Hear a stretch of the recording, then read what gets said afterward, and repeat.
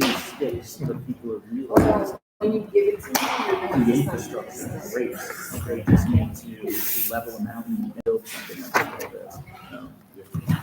It takes I mean, I'm for credit, so basically all the deals. Oh, sorry. what is this? Yes, I mean, that's typically what all those deals. I kind of see them. Looking to come through.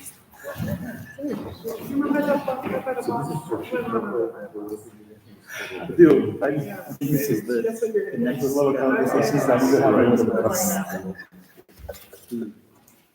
No, you're right. You're 100% council of the council. I want to be a finalist.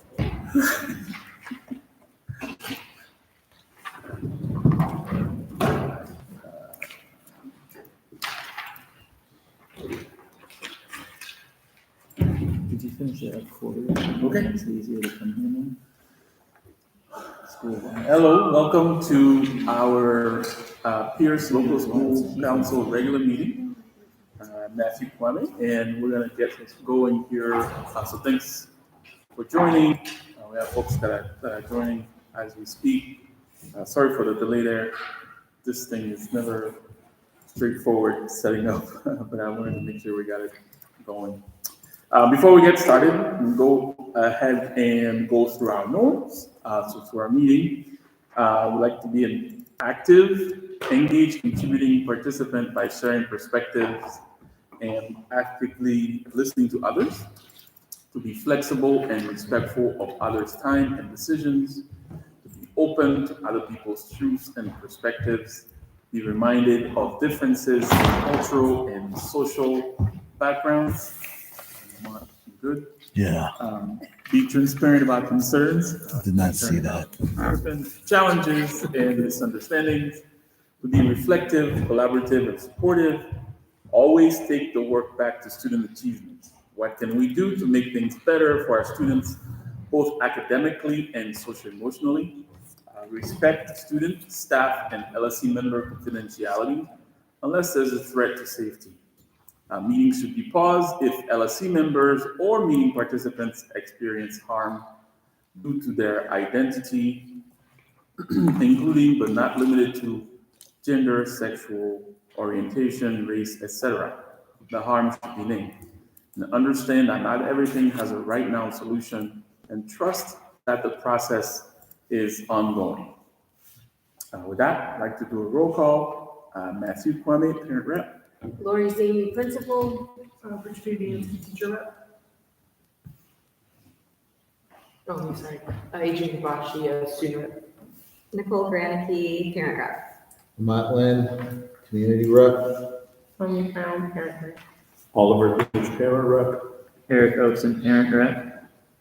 Rocky Dodia, parent rep. Very good. Lake just sent me a note saying that he was not going to be able to make it. All right. With that, going on to the next order, or the next item here is the approval of the order of the agenda. I'd like to make a motion to approve the order of the agenda. I'll second. Any discussion? All in favor? Thank you. Motion passes. We have a couple of items here on approvals.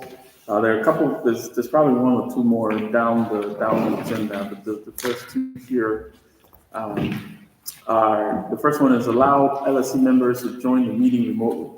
This is an ongoing item. So all in favor?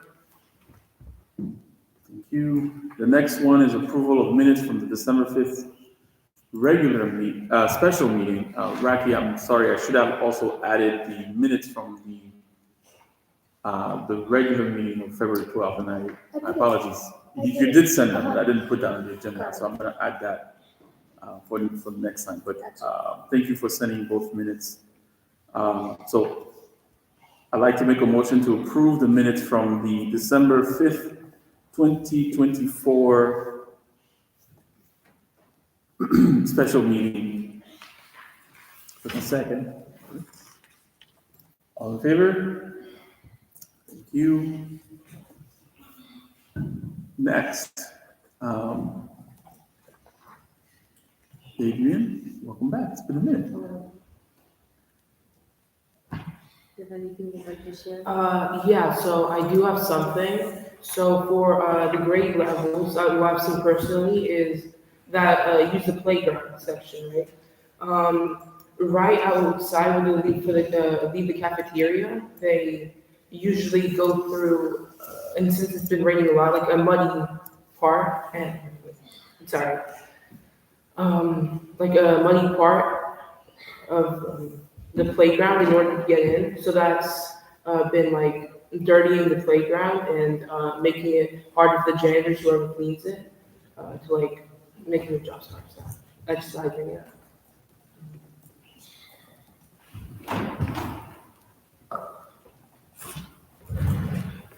Thank you. We're gonna jump right into the fun things, principal report. The first thing that's not in my report, but I want to make sure that I mention, is you all should have received this local school council advisory board ballot. Lamont's going to send one over for you. I think everybody else should have received this. But there's the district local school council advisory board. I will email the statements from the people that are running who are from other schools within our network. There's also this stack is going around. So Rocky, I think you have it in front of you. If anyone would like to look at like the statements and vote before you leave tonight, you can. If you are choosing to vote online, you can. But to request a electronic ballot, that would have to be done by March 19th. And then if you are interested in voting using the hard copy, then you need to get it back to me and sign this verification form by April 2nd. So just know that this is an option that is coming. Oh, I don't know, sorry.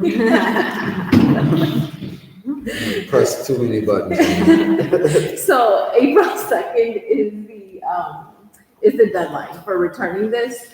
And you would need to put it in like a sign, or not a sign, but in the envelope sealed, and then you would sign this form. We do not have an LSC meeting between now and April 2nd, so. One of them doesn't have a name on it. Yes, Nicole had noticed I that. think it's Anna, the process of elimination, because there's two Nettlehurst people. What was your question? No, one of them is missing a name, that's all. Uh-oh. So I was just wondering. Does anyone have a highlighted principal's report? I have highlighted. Nope. I can look over there and stuff. See if it's at the bottom. It's the one that's still in the copy machine. I know, I'll just do that next time. It's possible it's still on the machine, now that you say that. That's all It's right. not that one. Don't worry. That's where the original lives, inside the tray. It's been a day. Thanks for.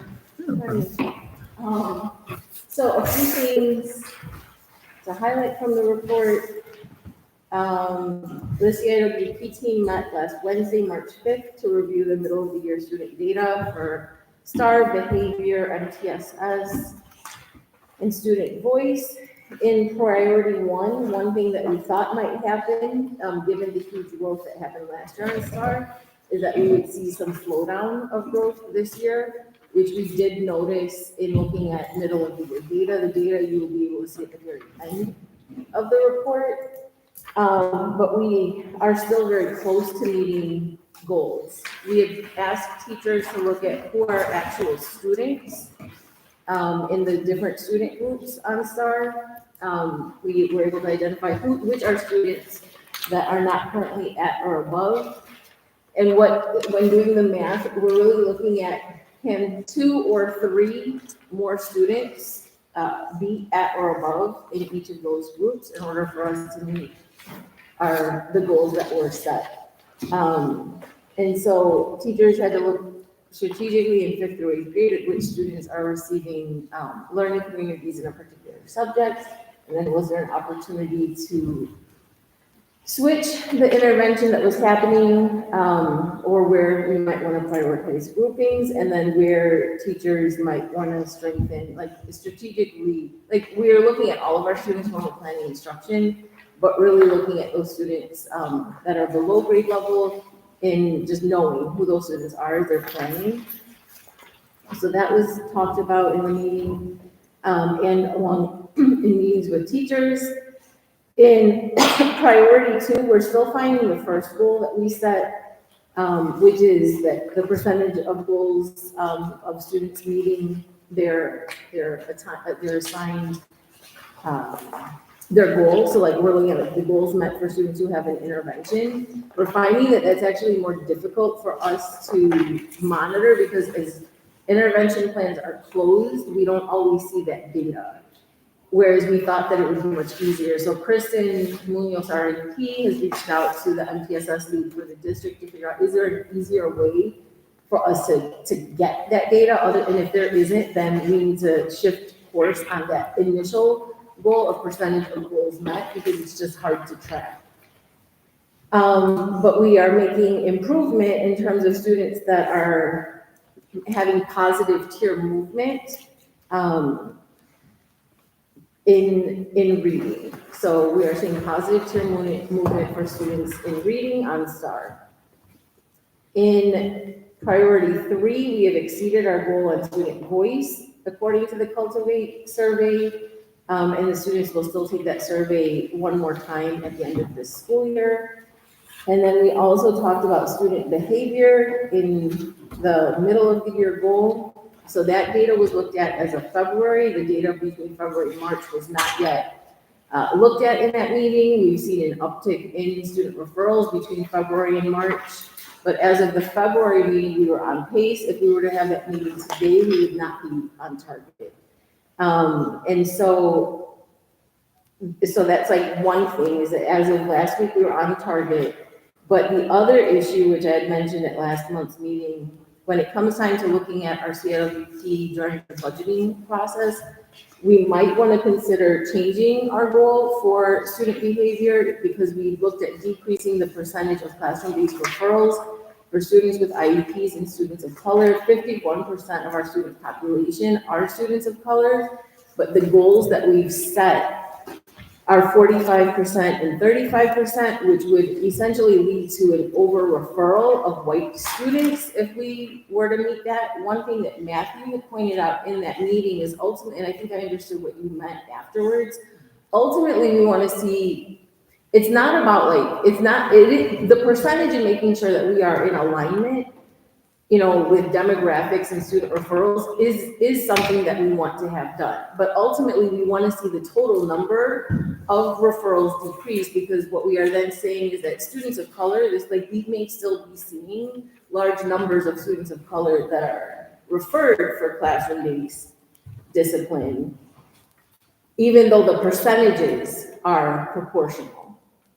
And so I think Matthew was arguing in that meeting that ultimately we want to see a decrease in overall numbers, which is true, but based on the goals as we wrote them in the CIWP, it was not on decreasing the numbers, it was on making sure that we're proportional in referrals and that we're not over-referring certain populations. So I think that this idea of decreasing total number of referrals is like the next step if we can get to having more of a balanced distribution of referrals for those demographic groups.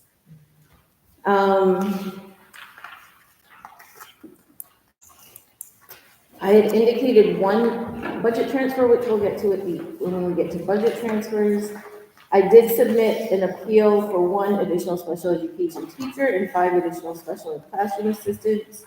When I looked at the district's dashboard, they're now putting in what our position allocation should be based on current IEPs and 504s, and they have in their own dashboard that we need 1 additional teacher, and they have 4 SECAs as a need. When I created schedules, it was 5, but that's now shifting to 6 because of a more recent IEP that was developed. But because even though the dashboard indicates that, we still have to go through the appeals process. So I submitted that appeal, and I'm not sure when I will hear back on the response. But that's a good indication that you'll get a yes.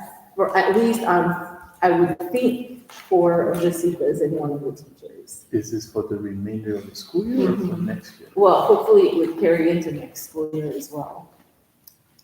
And then I've had to also meet with some teachers to realign schedules in order to support students who have newly created IEPs. So that was done over the course of last week and the week before. Mr. Lerner was recognized by the Illinois State Board of Education as the Cook County Co-Regional Teacher of the Year. And we held a celebration hallway parade with families, staff, and students on February 21st. Cultivate Data was also reviewed with students in our Student Voice Committee, and they had a very interesting perspective that they shared as it relates to some of the things that teachers were sharing, that some students didn't think that the data was accurate, and they had very specific reasons why. I felt like I was listening to our teachers as I listened to our students. Like, they became like really upset about the data and saying that they don't think it's accurate. And that they feel like some students don't take the Cultivate survey seriously. But then when we did focus groups, so 5th grade switched with 6th and 7th and 8th grade teachers switched. They did focus groups with students to better understand the data, and the teachers did, and then they shared those focus group findings with the other grade level. And so there were things that were important for our teachers to hear and thinking about as they, continue to engage with students for the rest of this year.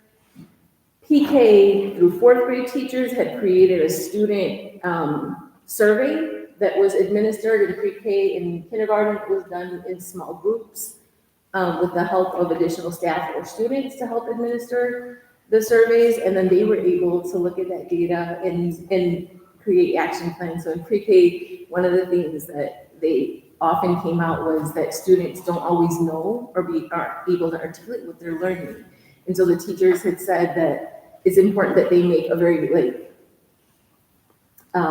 intentional connection so that students have language that they can use to share what they're learning. So it was great just to hear, we always wonder what does this look like in preschool, and it was great to hear that the preschool student perspective was also able to be collected and used to help teachers plan. February 21st was also our Black History Showcase with some really great displays throughout the building, along with live performances, and then members of our Black Student Union were able to attend the district's launch of the Black Student Success Plan. 6th grade students attended the overnight Indiana Dunes field trip, which focused on conservation, change, and community.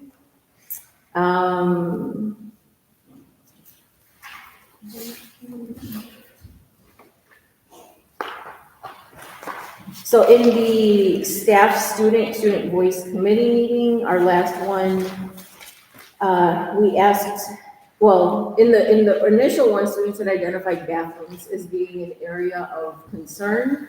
And there were members that identified themselves, and they, along with myself in 3rd through 8th grade, visited all 3rd through 8th grade classrooms to remind students of just general health and hygiene expectations, along with care for the space. And then I've worked with the custodial team. The students that use the boys identifying the restroom had asked for urinal dividers. Students had mentioned that in some places there was writing on the wall, so I've asked the custodians to please make sure to regularly check that and remove any writing. And then we've also, just reminded students that we don't want to write on walls. And then we've also asked to have additional paper towel and soap dispensers installed, because sometimes they're emptied and it sometimes is a little bit of a, it takes a little time for the custodians to replace it. So we were thinking that maybe increasing the number would help with the custodians being able to adequately stock them and then not feel rushed during the day to stock them.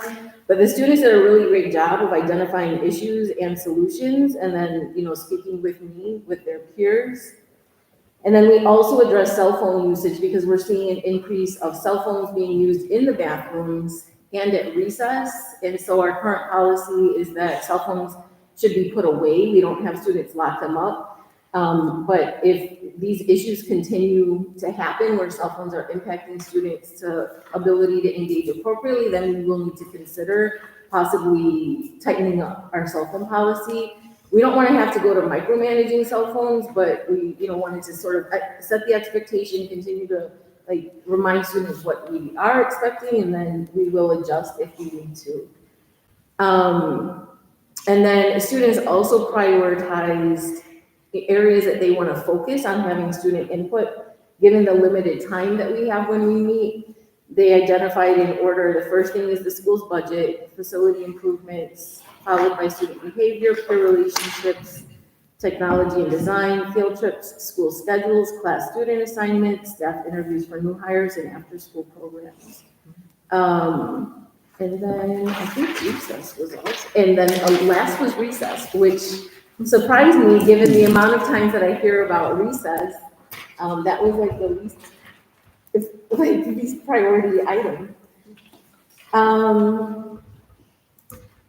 And then students from our GSA, along with some staff members, attended the district's Galaxy Summit, which was intended to bring together people to learn and talk about issues related to LGBTQIA+ students and their experiences. And students really had a wonderful time in attending that.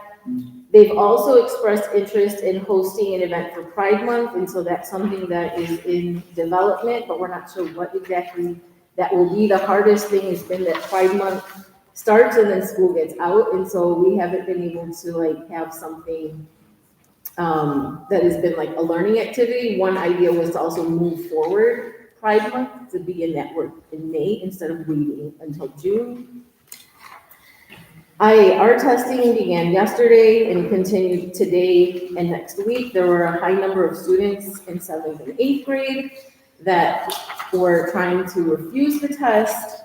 And we've had this every year, but it seemed like kids were being easily influenced by peers this year versus a genuine interest in wanting, some had genuine interest in wanting to refuse it.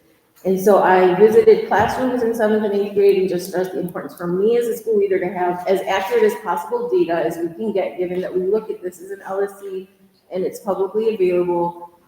Some students continued to take the test and then they were, they engaged, and others still did not want to. And so I met with 7th and 8th graders that refused, and I took them through the state of the school presentation so that they could understand how this data is used.